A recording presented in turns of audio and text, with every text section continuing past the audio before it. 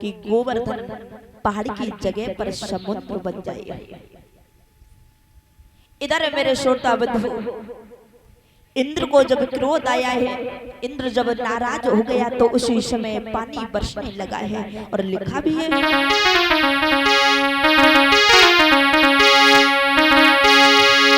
कि गहराओ इतनी जोरों से और कानों के पर्दे फट जाए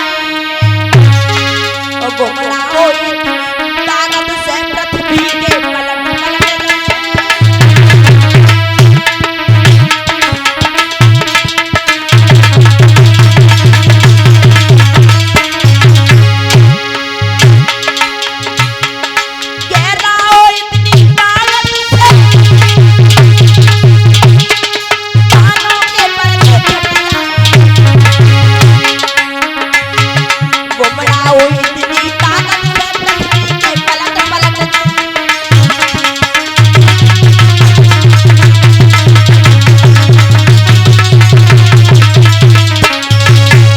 उसी समय इंद्र वहां से भागा और महाराज इतनी जोर वर्षा की है। इधर सभी ग्वाल बाल घबराने लगे। श्याम सुंदर से बोले, हे श्याम, मैंने पहले ही मना किया था ना कि इंद्र का पूजन होने दे, तब तुमने हमारी एक बात नहीं मानी। देखो इंद्र नाराज हो गया, कितनी तेज पानी बरस रहा है, हमें लगता है कि अब हम जीवित नहीं रहेंगे। उसी समय श्याम सुंदर वहां से भागे जहां पर गोवर्धन पर्वत रखा हुआ था। श्याम सुंदर ने आज गोवर्धन को उठाया और अपनी अंगुली पर धारण किया है। जब अब अपनी अंगुली पर धारण किया, उसी समय श्याम सुंदर बोले कि हे ग्वाल बाल, सभी लोग इस पर्वत के नीचे आ जाओ। मैया यशोदा ने देखा, विचार किया है, अरे मेरे लाला की बाजू दुख जाएगी, अरे थोड़ा थोड़ा सहारा लगवा दो। तो महाराज कोई लाठी का सहारा लगाए, कोई हाथ का सहारा लगाए है। सभी ग्वाल बाल आज श्याम को बुरा भला कहने लगे कि हे श्याम सुंदर, तुमने हमारी एक बात नहीं मानी है। देखो इंद्र नाराज हो गया। इधर काले पीले सफेद नीले बादल पर बादल आ रहे हैं, इतनी भयंकर वर्षा होने लगी है। महाराज इधर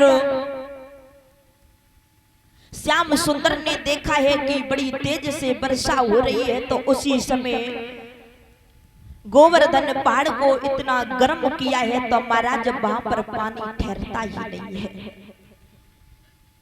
गोवर्धन पर्वत पर जब पानी ठहरता नहीं है, भाप बन के पुनः वापस हो जाता है। इंद्र ने सोचा है ये क्या हो रहा है। इंद्र घबराने लगा है, मन में विचार किया, हमने इतनी तेज वर्षा की है लेकिन उस पर्वत पर एक बूंद भी नहीं ठहरती है, भाप बन के पुनः वापस हो जाती है। इंद्र ने देरी नहीं की है। उसी समय जहां पर श्याम सुंदर अपनी अंगुली पर गोवर्धन पहाड़ को जब लिए हुए थे, तो उसी समय इंद्र वहां से भागा और जहां प्रभु खड़े हुए थे वहीं पर इंद्र जाकर के पैरों पर गिर पड़ा। पैरों पर गिर पड़ा, जवाब दिया है माधव, हमें नहीं पता था कि स्वयं पूजा तुम करवा रहे हो, अरे हमें माफ करना, हम पर गलती हो गई, मेरा घमंड चूर चूर हो गया। इधर श्याम सुंदर ने जैसे ही इंद्र की दशा देखी है महाराज, कि क्षमा किया तत्काल ही और देवराज को हाल ब्रजवासिन के संग में और आए ब्रज तत्काल। महाराज सभी ग्वाल बाल श्याम सुंदर मैया यशोदा के साथ में पुनः वृंदावन में आ जाते हैं। बोलिए वृंदावन बिहारी लाल की, सावरे सरकार की। श्री सुखदेव जी बोले, हे राजा परीक्षित, अब हम तुम्हें ऐसी कथा सुनाने जा रहे हैं कि महाराज कन्हैया और राधा का मिलन कहां पर हुआ था।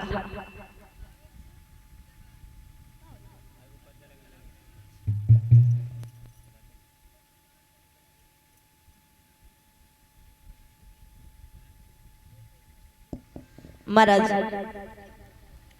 इधर श्री सुखदेव जी बोले, हे राजा परीक्षित, श्याम सुंदर और राधा का मिलन कहां पर हुआ? लिखा तो ये है कि श्याम और राधा का मिलन पहली बार बंसी बट पर हुआ था। एक बार की बात है, श्याम सुंदर इधर मैया यशोदा के घर पर आनंद के साथ में रह रहे हैं। इधर वृषभान और कीर्ति ने भगवान से मन्नत मांगी है कि हे प्रभु, मेरे घर में ऐसी कन्या का जन्म हो जिससे अनुभूति प्राप्त होती रहे, आनंद मिलता रहे, ऐसी कन्या मिले हमें। भगवान की विनय पर एक समय की बात है कि वृषभान जी यमुना में स्नान कर रहे थे। जब यमुना में स्नान कर रहे थे, देखा है वृषभान जी ने कि बहती हुई धारा में एक कन्या आ रही थी। जब बहती हुई धारा में एक कन्या नजर आई है तो वृषभान ने उस कन्या को उठा लिया, घर पर लेकर के आई है। मैया कीर्ति बड़ी ही प्रसन्न हुई है। जब वो बहती हुई धारा में आई तो उसका नाम राधा रखा गया। धीरे धीरे राधा सयानी होने लगी है।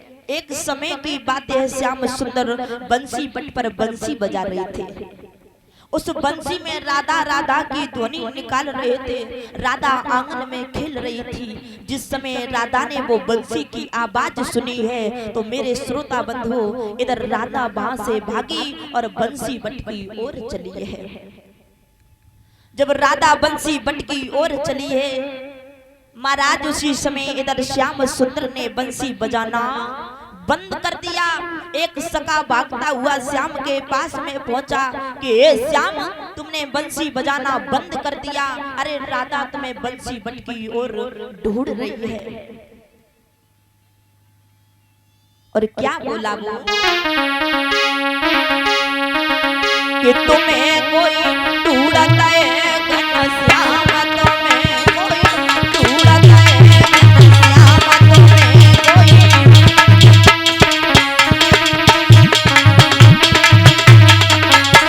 लला, तुम्हें कोई ढूंढता है घनश्याम, तुम्हें कोई ढूंढता है घनश्याम, तुम्हें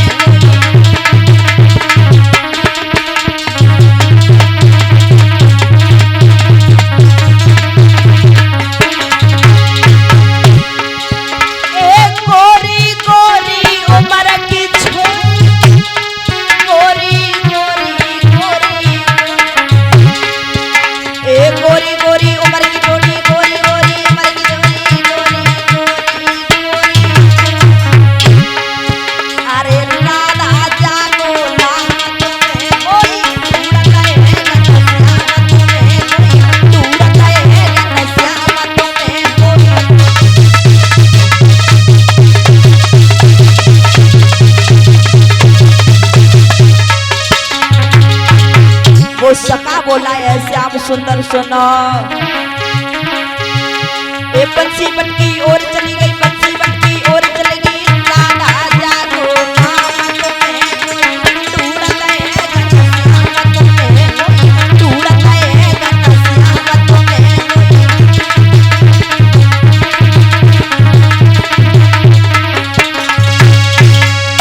आज मेरे श्रोता बंधु, जब उस